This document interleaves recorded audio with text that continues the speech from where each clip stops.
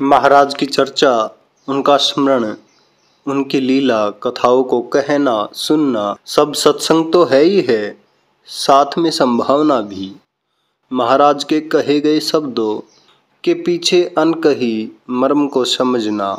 जिस प्रसंग में, जिस स्थिति में किसी व्यक्ति विशेष से उन्होंने कुछ कहा, वह कही गई बात के पीछे छुपी हुई अनकही बात जो सर्वजन हिताय सर्वजन सुखाय का संदेश रखती है, उसको देख लेना महाराज के उस सत्संग का प्रसाद है। और महाराज की कोई भी लीला ऐसी नहीं है कि जिसमें सबके लिए कुछ न कुछ संदेश साथ में दिया ना गया हो। बात यह है उसको देखने और समझने की है। ऐसा हुआ तब नैनीताल में हनुमानगढ़ी मंदिर समूह के शिव मंदिर का निर्माण कार्य चल रहा था। बात 1960 के शुरुआती दौर की है। तो महाराज की कुटी में, जो हनुमान जी के मंदिर के पास में ही हुआ करती थी, लोग बैठे हुए थे। कानपुर से आए कोई सज्जन ने महाराज से आके निवेदन किया, महाराज बड़ी परेशानी, मैं बहुत परेशान हूँ, कहीं ध्यान नहीं लगता मेरा, काम में भी पूजा में भी किसी में ध्यान नहीं लगता, कैसे करूं। महाराज ने कहा, परेशानी किसे नहीं है, कौन परेशान नहीं है। हाँ, परेशानी अपनी जगह पर है और तुम परेशान हो या ना हो वो तुम्हारी मर्जी।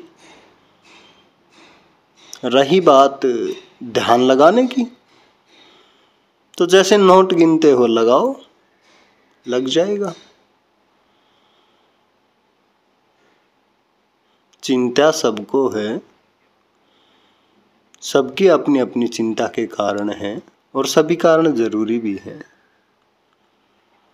लेकिन महाराज कहते हैं कि चिंता किसको नहीं, सभी को है। अलबत्ता चिंता तुम्हें हो न हो ये तुम्हारी मर्जी है, चिंता के रहते हुए। इस साधारण से लगने वाली बात के पीछे गहरा संदेश महाराज का छुपा हुआ है। ऐसा हुआ, बोधिसत्व की प्रसिद्धि बहुत फैल चुकी थी। वो कहीं भी यात्रा में जाते, उनके वहां पहुंचने से पहले उनकी प्रसिद्धि पहुंच जाती, लोग प्रतीक्षा करते थे। तो एक बार बोधिसत्व चीन की यात्रा में गए। वहां का राजा प्रतीक्षा कर रहा था उनकी अधीरता से, और एक दिन सूचना आई कि बोधिसत्व राज्य की सीमा में पहुंच गया है, और राजा उनके स्वागत के लिए अपने राज्य सीमा में पहुंचा और उसने उसको प्रणाम किया। बोधिसत्व एक मंदिर में रुके हुए थे। जब शाम को राजा उनके स्वागत के लिए पहुंचा और उसने उसको प्रणाम किया और निवेदन किया कि भगवान, मैं यहाँ का राजा हूँ, आपका स्वागत करता हूँ, आप पधारे, हमारा अहोभाग्य है। लेकिन मैं आपसे एक निवेदन करने भी आया हूँ। बोधिसत्व ने मुस्कुराकर उसकी ओर को देखा। बताओ, कहो, क्या कर सकता हूँ तुम्हारे लिए। राजा ने कहा, भगवान, यूँ तो मेरे पास सब कुछ है, लेकिन मेरा मन बहुत परेशान है, बहुत चिंता है, बहुत दुखी है मेरा मन, मैं परेशान हूँ इससे। बोधिसत्व ने कहा, अच्छा, कोई बड़ी बात नहीं है, ऐसा करो, मैं अभी यात्रा में थक के आया हूँ, तुम कल सुबह आना, मैं तुम्हारे मन को ठीक कर दूंगा, चिंता ना करो, मन ठीक हो जाएगा। राजा अस्वस्थ हुआ।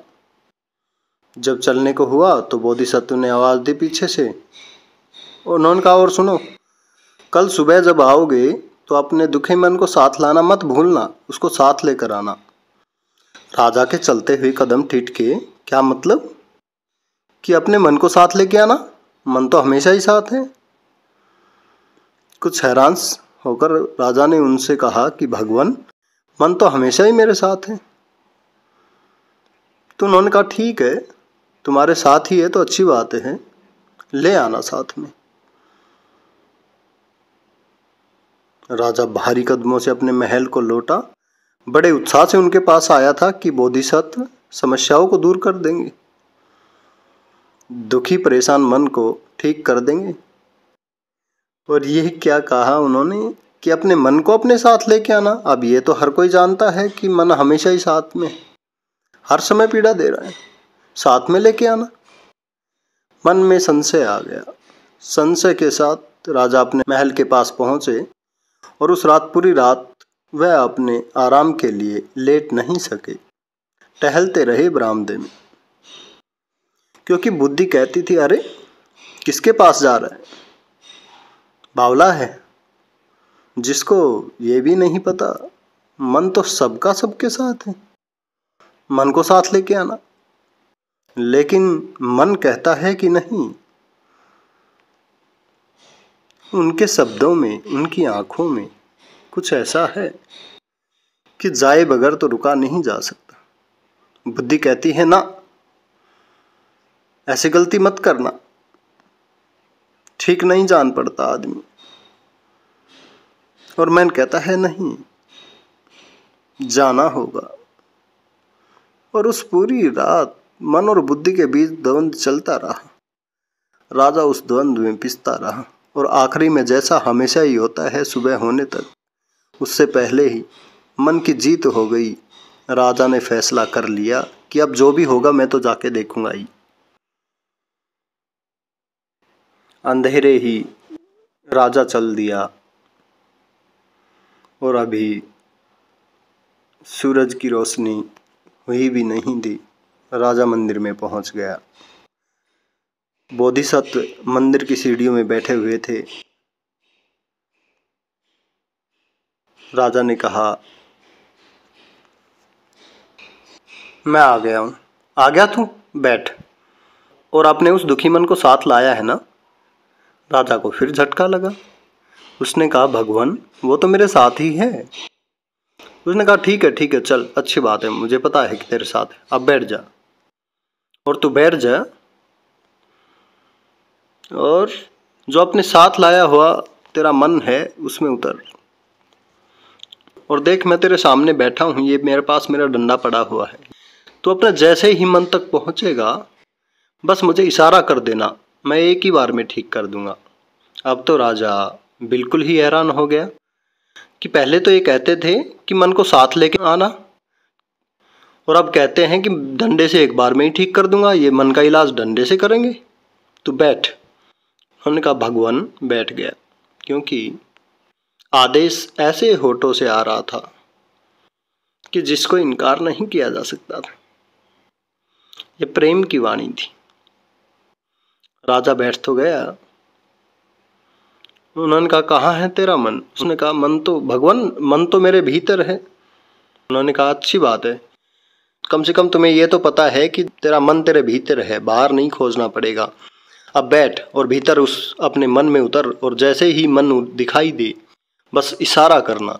मैं झूठ नहीं बोलता, भरोसा रख, मैं एक बार में ठीक कर दूंगा। राजा बैठ गया, आंखें बंद कर ली और अपने मन में भीतर उतरने का प्रयास करने लगा।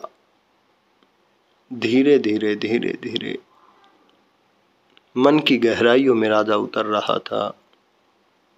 उतरते उतरते गहरे ध्यान में राजा चला गया, उसे मन नहीं मिला।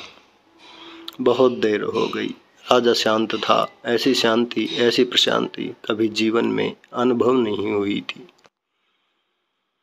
बोधिसत्व राजा की मुख मुद्रा को देख रहे थे, परम शांत। जब कुछ देर बीत गई तो उन्होंने राजा को धीरे से हिलाया, कहा, उठ, अब मैं कब तक तेरी प्रतीक्षा करता रहूं? तुझे मन नहीं मिला क्या? ध्यान टूटा राजा। सामने बोधिसत्व बैठे हुए थे। राजा सामान्य हुआ, धीरे से देखा, बोधिसत्व सामने बैठे। राजा की आंखों में आनंद के आंसू थे और उसी समय पहाड़ के पीछे से सूर्योदय हो रहा था। सूरज की रोशनी दोनों के चेहरे पर पड़ रही थी। एक अद्भुत आभा थी। आनंद के आंसू राजा के गालों में चमक रहे थे।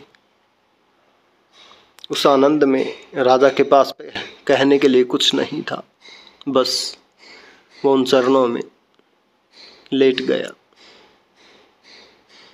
बोधिसत्व को आनंद की अनुभूति हुई राजा की।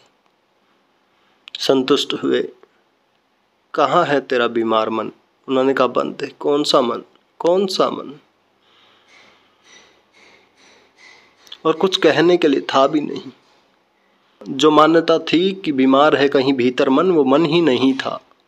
भ्रांति टूटी, से सब आनंद ही आनंद था। यह बात सिर्फ राजा की और बोधिसत्व की नहीं है, महाराज के सामने रखे गए सवाल की भी नहीं है, सभी के लिए है। सब अपनी अपनी चिंताओं की गठरी लेकर, अपनी अपनी परेशानी की गठरी लेकर ढोए जा रहे हैं, खत्म ही नहीं होती।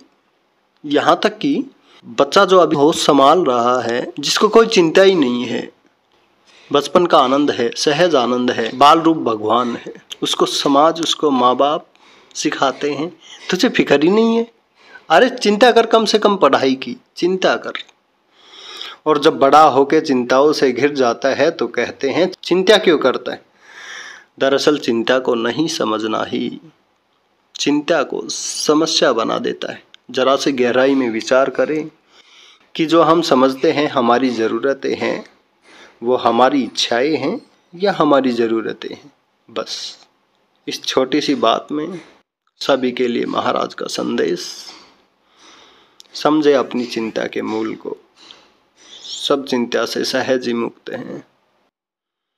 और पुरानी ये कहावत भी है, चिंता वाकी कीजिए जो अनहोनी होए, अनहोनी होनी नहीं, होनी है तो होए।